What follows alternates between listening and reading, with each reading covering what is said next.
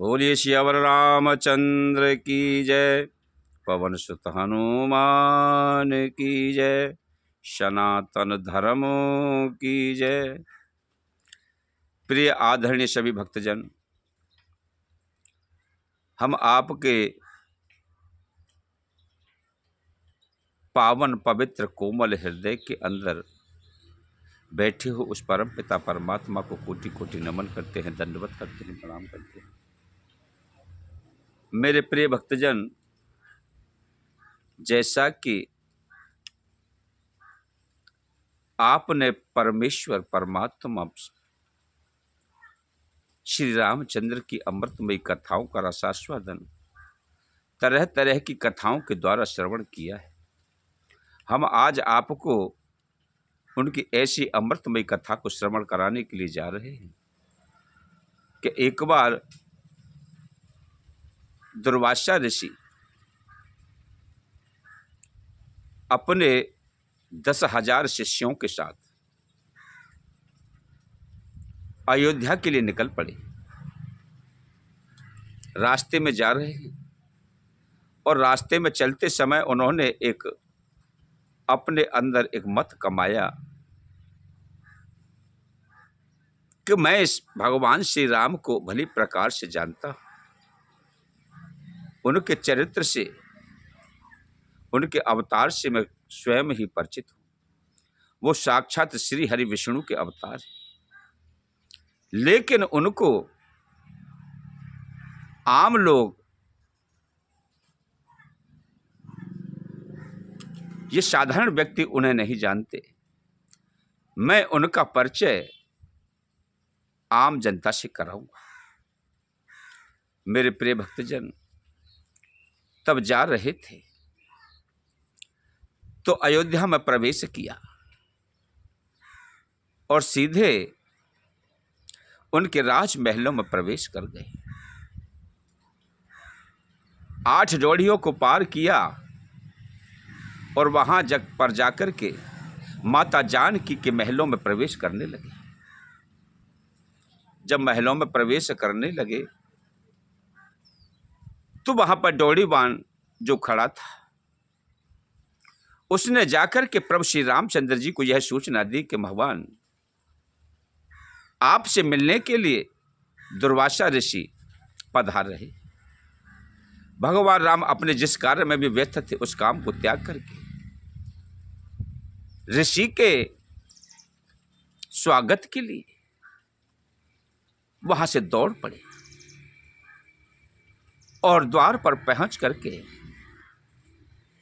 उनको दंडवत प्रणाम किया, मुनिवर के चरण कमलों में लेट गए और उन्होंने भली प्रकार से आदर सहित, सम्मान सहित उनका स्वागत सम्मान किया। आइए प्रभु पधारिए, आपका सम्मान है। उनको महलों में ले गए और महलों में यथा उचित स्थान उनको आसन दिया। जो 10,000 शिष्य थे उनके लिए भी अच्छा आसन दिया। जब आसन देने के बाद में दुर्वासा ऋषि ने कहा कि प्रभु श्री राम, मेरे श्री भोलेनाथ का नियमबद्ध तरीके से 1000 वर्ष से जो व्रत रखा है वो निराहार व्रत था। आज मैं अन्न ग्रहण करना चाहता हूं, भोजन ग्रहण करना चाहता हूं, वो मैं आपकी रसोई से भोजन ग्रहण करूंगा। मेरे सेवकों, मेरे शिष्यों सहित आप मेरे लिए भोजन की तैयारी करें। लेकिन भोजन में एक शर्त है कि मेरे भोजन में न तो मणि के द्वारा तैयार किया हुआ भोजन हो, न कामधेनु के द्वारा किया हुआ भोजन हो, न अग्नि के द्वारा सिद्ध किया हुआ भोजन हो, और 1 मुहूर्त के अंदर ही मुझे सारा भोजन चाहिए। इस बात को माता जानकी, लक्ष्मण आदि सभी सुन रही थी। और उन्होंने एक बात और भी की कि मैं आज अपने व्रत को पूर्ण करूंगा तो भोलेनाथ की अर्चना के लिए मुझे ऐसे पुष्पों की आवश्यकता है कि जिसको कभी मनुष्यों ने न देखा। आप उन पुष्पों को मुझे अर्पित करें। अगर ये शर्त आपको मंजूर हो तो मेरी शर्त को स्वीकार करें, अन्यथा आप मुझसे इस बात को कह दें कि मैं इसमें असमर्थ हूं, तो मैं यहां से लौट करके वापस चला जाऊंगा। भगवान प्रभु श्री राम ने सहजता में उसे स्वीकार कर लिया। जब स्वीकार कर लिया तो मुनि श्रेष्ठ ने कहा कि मैं सरयू स्नान के लिए अपने शिष्यों सहित जाता हूं और लौट करके जैसे ही मैं आऊंगा मुझे सारी व्यवस्थाएं तैयार चाहिए। भगवान राम के आदेशानुसार वह सरयू तट पर गए। उधर भगवान राम ने लक्ष्मण जी को आदेश दिया कि एक पत्र लिख करके आओ, और उन्होंने सारा वृत्तांत तो उस पत्र पर लिख दिया। कहे इंद्र, आप वहां पर अपने कार्यों में व्यस्त हैं, लेकिन मैं आपके चिंतन में मस्त रहता हूं। मैं आपको भूलता नहीं। ऐसी आवश्यकता न पड़े कि जिस बाण पर रावण की मृत्यु लिखी थी उस बाण की मुझे कोई आवश्यकता न पड़ पाए। आप शीघ्रता से मेरे पास दुर्वासा ऋषि पधारे हैं। उनकी इस प्रकार की शर्तें हैं कि ना तो मणि के द्वारा भोजन प्राप्त किया हुआ मिले, न कामधेनु के द्वारा प्राप्त किया हुआ भोजन मिले, और न अग्नि के द्वारा पकाया हुआ भोजन मुझे मिले, और एक पल की लिम्मे के अंदर ही ये भोजन व्यवस्था चाहिए, और ऐसे पुष्प चाहिए शिव जी की पूजा के लिए जो कि कभी मनुष्यों ने यहां मृत्यु लोक के मनुष्यों ने देखा ही ना हो। तो आप पार जाते के फूलों को, आप वृक्षों को लिख करके और इसकी व्यवस्था को करके आप तुरंत अयोध्या में पधारे। उस पत्र को अपने धनुष पर बाण को चढ़ा करके बांध करके और इंद्र के पास भेज दिया। इंद्र अपनी सभा में नृत्यांगनाओं के साथ मस्त थे। जैसे ही बाण वहां जाकर के गिरा तो भयभीत हो गया इंद्र और घबरा गया। ये क्या हुआ? ये देखते ही देखते उसका ध्यान जब उधर गया कि जो धनुष पर जो बाण चढ़ा करके छोड़ा था उस बाण में एक पत्र बंधा हुआ है, उस पत्र पर श्री राम का हस्ताक्षर हुआ है। जब श्री राम का पत्र देख करके उसको धैर्य बंधा और पत्र को खोला, पढ़ा कि भाई ये व्यवस्था तो मुझे एक पल के अंदर ही करनी चाहिए, प्रभु श्री राम का आदेश है। इंद्र वहां से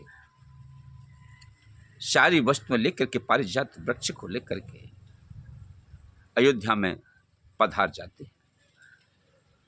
उधर सीता जी आदि सब सोचते हैं कि देखें प्रभु ऐसी शर्त, कठिन शर्त स्वीकार कर ली है, इसे कैसे तैयार करेंगे।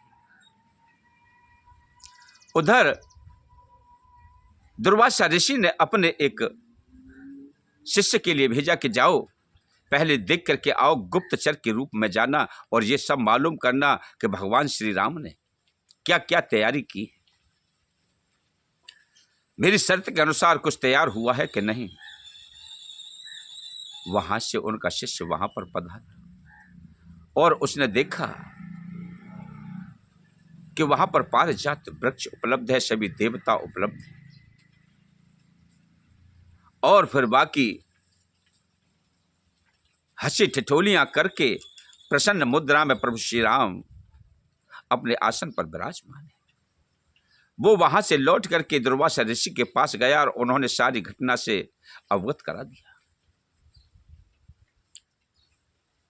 दुर्वासा ऋषि अपने शिष्यों के पास आकर के पधारे और उनको भगवान प्रभु श्री राम ने उन्हें यथावत उचित से उचित आसन ग्रहण कराया।